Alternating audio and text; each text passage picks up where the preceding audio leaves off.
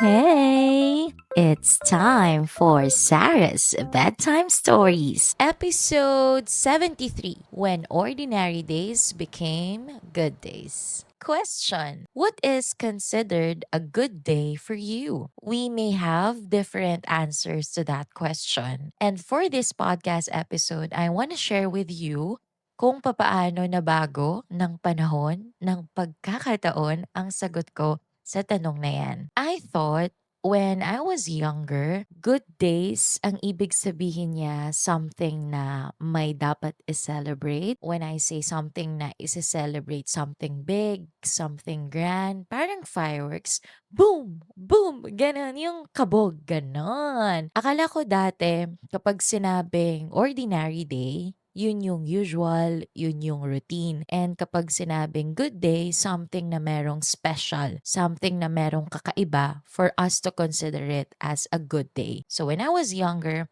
I always look forward to my good days. Pero habang tumatanda ako, sabi ko nga kanina, dala ng pagkakataon at ng panahon, na-realize ko na kapag sinabing good days, it is not just about the celebration, something big or something grand. When I listen to SBTS episode 60, that is When Life Fails ASDFG HJKL Part 4, I talked about happiness hangover. Sinabi ko sa episode na yon na meron akong empty feeling or parang sad na nararamdaman after a big event in my life. Kapag merong magandang nangyari sa buhay ko, it's either an answered prayer, a dream na natupad, a goal na na-achieve. Minsan, pagkatapos nun, meron akong parang empty feeling. Parang hindi ako makapag-function ng maayos kasi nandun pa rin ako sa idea nung happy moment na yon or dun sa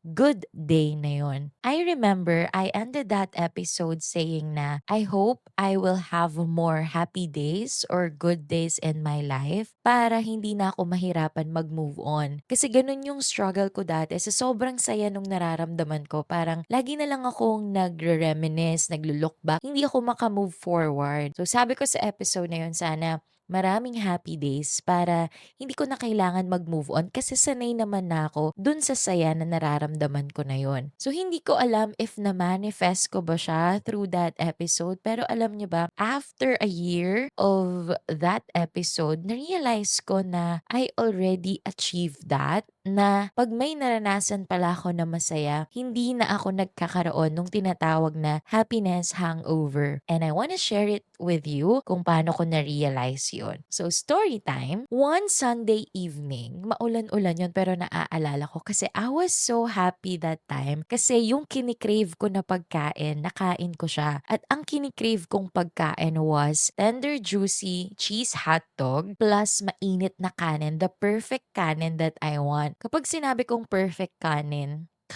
I'm so slang naman na. Pag sinabi kong kanin, hindi yun yung malagkit, hindi naman din yun yung sobrang buhaghag, basta yung sakto lang. And ang saya ko that time kasi ang tagal kong kinrave yun. Kasi una, wala akong hotdog nun so kailangan ko pang mag-grocery. Tapos, nung time na yun, wala pa akong rice cooker that time. Eh, yung mabait kong kaibigan, binilhan niya ako ng rice cooker para daw maisakatuparan ko yung cravings ko na hotdog with rice. So, nung natanggap ko yung rice cooker, sobrang tuwang-tuwa ako kasi parang feeling ko finally, kapag nagkikrave ako ng masarap na ulam plus masarap na kanin, it would be a perfect combination. Nung na-achieve ko yon, nagawa ko na yung meal na gusto ko, tapos ini-enjoy ko siya. Parang ganun din yung saya ko kapag ka meron akong isang lugar na napuntahan or kung meron akong isang dream na natupad. Parang iba yung joy ko nung araw na yun. Sabi nga ng friend ko, emotionally aware daw ako. So, kapag may ganito akong nararamdaman, usually, sinusulat ko talaga siya, ido-document ko talaga, i-release ko talaga yung nararamdaman ko. Sinulat ko yon tapos I look back sa journals ko, sa writings ko, even sa podcast episodes ko, and doon ko na-realize na little by little, natatanggap ko or nare-realize ko or na-appreciate ko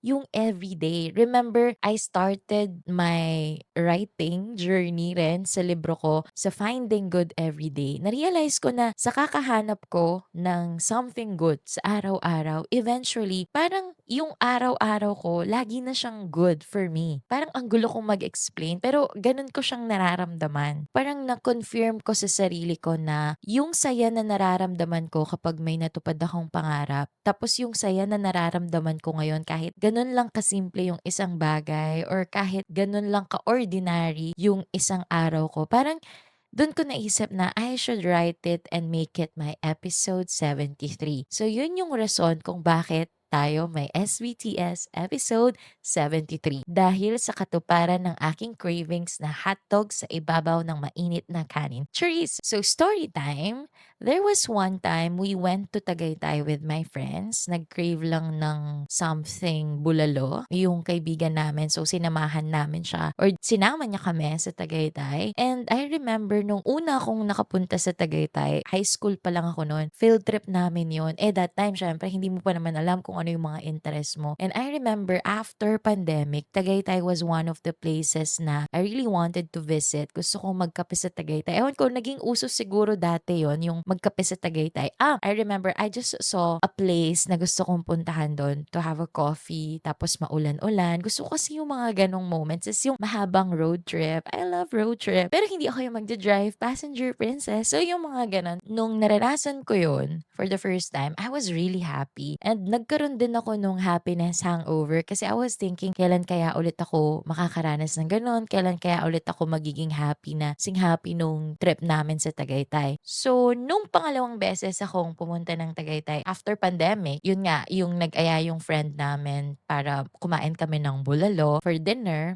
Dinner pero late night. Pero happy pa rin. So, I was so happy kasi they're good people to be with. Masaya silang kausap. Tawa kami ng tawa. Yung mga moments namin sa Tagaytay, masaya, happy. Pero alam nyo ba, that was the first time also na naranasan ko or naramdaman ko sa sarili ko na na-miss ko yung tinatawag kong routine or ordinary day. Dahil late night na nga kami nagpunta ng Tagaytay. So, na-miss ko yung routine ko every night. Yung maliligo ako, magpapatuyo ako ng hair, magsi-skincare ako, maglo-lotion ako, magsisindi ako ng scented candle, manonood ako ng paborito kong movie or ng series, aantayin ko yung sarili ko na makatulog, tapos mag-aim ako ng 8 to 10 hours ng tulog sa kama ko, sa unan ko, yung yakap mo yung unan mo, tapos nasuot mo yung paborito mong pajama. So, I don't know, but that was the first time na na-experience ko yun during travel, na na-miss ko yung usual sa akin. And dahil yun yung first time ko na ma-experience yun, sinulit ko yun sa journal ko. Tapos dun ko na-realize na, di ba pag nami-miss mo yung isang bagay or yung isang tao, parang dun nag-uumpisa yung pagmamahal mo sa kanya. So sabi ko sa isip ko, ano to, is this a sign na napapamahal ako sa routine ko?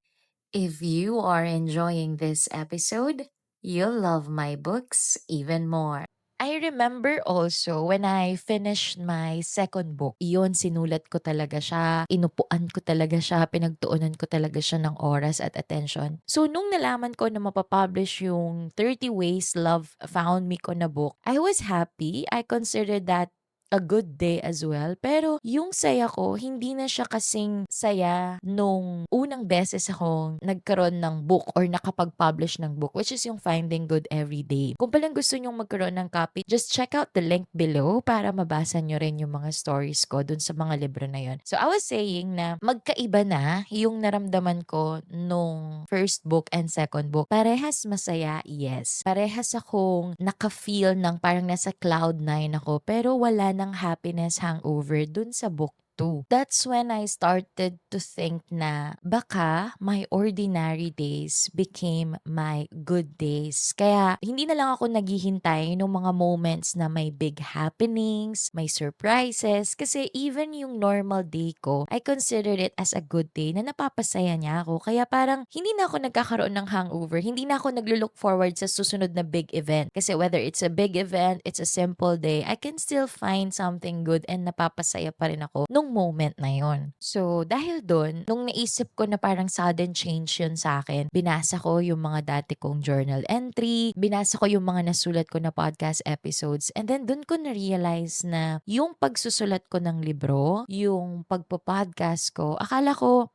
ginagawa ko yun just to inspire other people. Pero na-realize ko na I'm doing it for myself. It's a documentation of my journey kung paano ako nag-change or nag-grow as a person and kung paano ko nare-realize tong mga bagay na to. Naging way of life ko siya kasi yung sa Finding Good Everyday, it's a journal of me finding something good every day. Yung 30 Ways Love Found Me naman, it's my collection of things na were made memorable because of the people behind those things, because of the moments na nagkaroon dahil dun sa mga bagay na yon. Na-realize ko na through these things, na-adapt ko siya sa buhay ko, naging way of life ko siya. So now, I'm sharing it with all of you. Hindi ko alam if tama to or hindi, but I just feel happy. And I wanna share it with you as well kasi baka merong kagaya ko na nakakaramdam nun and baka merong mga nag-iisip kung ano kayang nararamdaman nila. Sana somehow mag-resonate yung mga nababanggit ko dito sa episode na to. So, nung naglo-look back nga ako sa mga journal entries ko, sa mga writings ko, and sa mga episodes ko, na-realize ko na yes, there is this happiness na nakukuha mo with big things. Yung mga ina-anticipate mo, tapos na-achieve mo. Yes, masaya yun. Pero na-realize ko na meron ding klase ng happiness or is this what you call joy na steady lang, kalma lang, pero ramdam mo yung saya. Yung it doesn't have to be loud and celebrated, pero kahit nasa sa apat na sulok ka lang ng kwarto mo, you will really feel na masaya ka, na you'll see yourself smiling. And yun yung nararamdaman ko because I started to appreciate